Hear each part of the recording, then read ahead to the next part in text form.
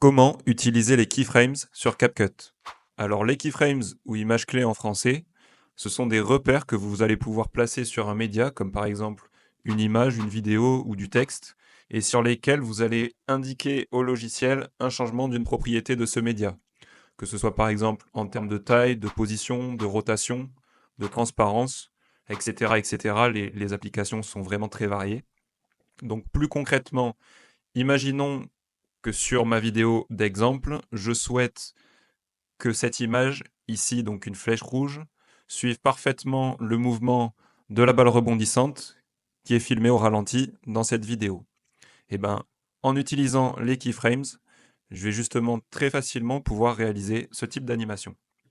Alors pour commencer, je vais dans un premier temps faire glisser ma flèche rouge dans ma timeline. Voilà, et je vais l'étendre sur toute la durée de la vidéo. Une fois que c'est fait, je me mets sur la première image et je vais commencer par régler la taille et la position de ma flèche rouge, puisqu'au début, je veux qu'elle soit donc au même niveau que la balle, juste ici. Ensuite, je vais devoir placer mon premier keyframes, donc mon premier repère de position pour la flèche rouge. Donc pour ce faire, je vais dans Vidéo basique, et ici, dans les éléments de transformation, j'ai position en X et position en Y de la flèche rouge. Et donc ce que je vais faire, c'est que je vais placer un premier keyframe juste ici avec l'outil de keyframes sur le côté. Je clique, ajouter une image clé. Et là, je vois que le logiciel m'a positionné un premier repère à ce moment-là, donc un repère de position de ma flèche rouge. Ensuite, je continue la lecture de la vidéo. Je vais m'arrêter en bas au moment où la balle rebondit. Et ce que je vais faire, c'est que tout simplement, je vais faire glisser ma flèche pour la mettre en face de la balle à ce moment-là. Et là, vous allez voir qu'au moment où je vais relâcher le clic de la souris, je vois apparaître ici dans la timeline un nouveau keyframe qui a été positionné par le logiciel et qui est donc une nouvelle indication, un nouveau repère de position pour la flèche rouge. Je continue la lecture de la vidéo. La balle remonte vers le haut. Je vais aller jusqu'à la fin de la vidéo. Voilà. Et je vais placer ma flèche rouge, donc cette fois-ci, de nouveau en face de la balle. Donc même si ça sort du cadre, c'est pas grave. Et là, au moment où je lâche, je vois que le logiciel m'a positionné un nouveau repère, un nouveau keyframe, qui prend en compte les nouvelles coordonnées de position de ma flèche. Donc maintenant, si je lis la vidéo depuis le début, je vois que le logiciel a calculé automatiquement les positions intermédiaires entre les différents keyframes que j'ai placés. Maintenant, dans un second exemple, on va essayer d'aller un peu plus loin. C'est l'exemple donc de la cible. Cette cible, qu'est-ce que je veux en faire? Je veux, comme pour la flèche rouge, qu'elle suive parfaitement la position de la balle rebondissante. Mais en plus de ça, je veux aussi qu'elle ait un mouvement de rotation sur elle-même en même temps qu'elle suit la balle rebondissante. Donc pour ça, c'est très simple. C'est exactement le même principe. Je vais utiliser des keyframes, sauf qu'au lieu d'utiliser uniquement des keyframes de position, je vais aussi utiliser des keyframes de pivotement et je vais combiner les deux. Donc je me place sur la première image. Je commence par mettre la cible sur la balle. Voilà. Je place mon premier keyframe de position, donc qui donne au logiciel les coordonnées en X et en Y de ma cible. Mais je vais aussi lui demander, lui poser un keyframe de pivotement. Donc au début, ma cible, je souhaite qu'elle soit comme ça, donc à 0 degré, mais je place quand même mon keyframe pour lui indiquer que, à cet instant-là, je souhaite que ma cible soit pivotée à 0 degré. Je continue la lecture de la vidéo. J'arrête la vidéo. Je vais placer ma cible sur la balle, exactement comme je l'avais fait avec la flèche. Je vois que le logiciel m'a automatiquement placé le keyframe de position, sauf qu'en plus, je vais lui indiquer un keyframe de pivotement. Donc je vais mettre 1500 degrés. Et vous voyez que le logiciel m'a donc placé un deuxième keyframe de pivotement.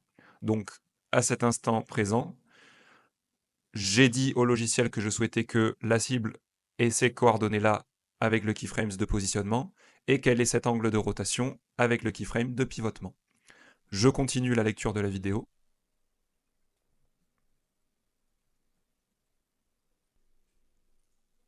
jusqu'à la fin. Je prends ma cible, je la déplace sur la balle. Donc le logiciel vient de me placer automatiquement le keyframes de positionnement.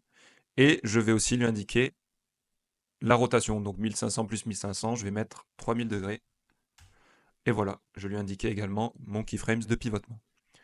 Donc maintenant, si je relis la vidéo depuis le début, on va voir ce que ça donne. Je vois la cible qui suit parfaitement ma balle et qui en même temps prend en compte les informations de pivotement que je lui ai données, donc qui tourne sur elle-même. Voilà. Donc maintenant, autre exemple pour vous montrer les possibilités avec les keyframes, je supprime la cible. Admettons maintenant que je souhaite que la caméra traque le mouvement de ma balle rebondissante, mais en étant vraiment fixé et zoomé sur la balle. Et ben avec les keyframes, je peux tout à fait faire ça. Cette fois-ci, les keyframes, je vais les appliquer non pas sur ma cible ou ma flèche, mais directement sur ma vidéo d'origine, qui est la vidéo de la balle rebondissante. Je vais me placer tout au début de la vidéo et je vais zoomer sur la balle et la placer au centre. Je vais zoomer encore un peu ici avec l'outil de mise à l'échelle. Voilà. Et donc là, ce que je vais faire, c'est que je vais lui placer un keyframe de mise à l'échelle et de position. Donc je clique sur la mise à l'échelle et sur la position. Je continue la lecture de ma vidéo. Et là, ce que je vais faire, c'est que tout simplement, je vais à chaque fois recentrer sur la balle. Et vous voyez que mon keyframe de position a suivi. Je continue la lecture de la vidéo. Je recentre sur la balle. Le keyframe a suivi. Il est placé aussi dans la timeline. Je continue. Là, c'est le moment où elle rebondit. Voilà. Je continue. Je me recentre sur la balle. Je continue encore. Je me recentre sur la balle. Et ainsi de suite, jusqu'à la fin de la vidéo. Donc après, elle sort du cadre de toute façon. Donc voilà. Donc j'ai à chaque fois indiqué le niveau de zoom et la position que je souhaitais pour traquer ma balle rebondissante. Donc, si je relis la vidéo depuis le début, voilà ce que ça donne. J'ai bien un tracking précis sur ma balle avec la caméra qui suit parfaitement son mouvement. Dernier exemple maintenant d'application des keyframes, c'est l'utilisation d'un keyframe, non pas pour des informations de position, de pivotement ou encore de mise à l'échelle comme on l'a fait sur les 3 exemples précédents, mais l'utilisation d'un keyframe pour le niveau d'opacité de la vidéo.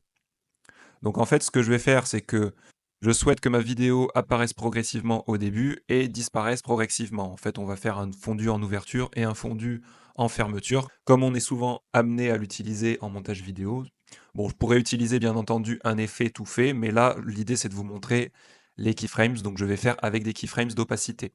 Et bien tout simplement, ce que je vais faire, c'est que je me place donc au début de ma vidéo, je vais mettre l'opacité à 0 et je vais mettre un keyframe d'opacité. Voilà, 0%. Je continue la lecture de vidéo jusqu'à à peu près 2 secondes, voilà. Et là, je vais placer un nouveau keyframes d'opacité. Cette fois-ci, je vais la mettre à 100%. Voilà, le logiciel me l'a automatiquement placé.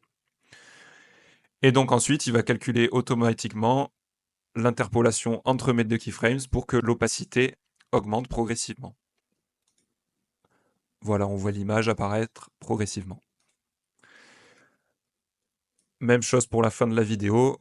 Je mets un keyframe avec une opacité de 100%, et à la fin de ma vidéo, je passe à 0%, ce qui fait que quand je relis la vidéo finale, mon image apparaît progressivement, suivant les keyframes indiqués, et ensuite elle disparaît progressivement, suivant les keyframes indiqués. Donc cet exemple très simple, je l'ai choisi pour vous montrer que les keyframes ne s'appliquent pas uniquement pour la mise à l'échelle, mais ils peuvent s'appliquer sur absolument tout et n'importe quoi. Si à un moment vous êtes par exemple sur une vidéo amené à utiliser des filtres d'image ou des effets, vous avez la possibilité d'utiliser des keyframes pour gérer ces effets, les faire apparaître progressivement, les faire disparaître progressivement, les faire apparaître qu'à un instant précis d'une vidéo, etc., etc. Les possibilités avec les keyframes sont vraiment très étendues. Si vous êtes arrivé jusqu'ici, c'est qu'a priori ce tutoriel vous a aidé. Le meilleur moyen de me remercier, c'est de laisser un like sur la vidéo et de vous abonner. Je vous conseille également de faire un tour dans la description de cette vidéo où vous trouverez mes autres tutos et ressources indispensables pour maîtriser rapidement CapCut. Merci et on se retrouve dans un prochain tuto.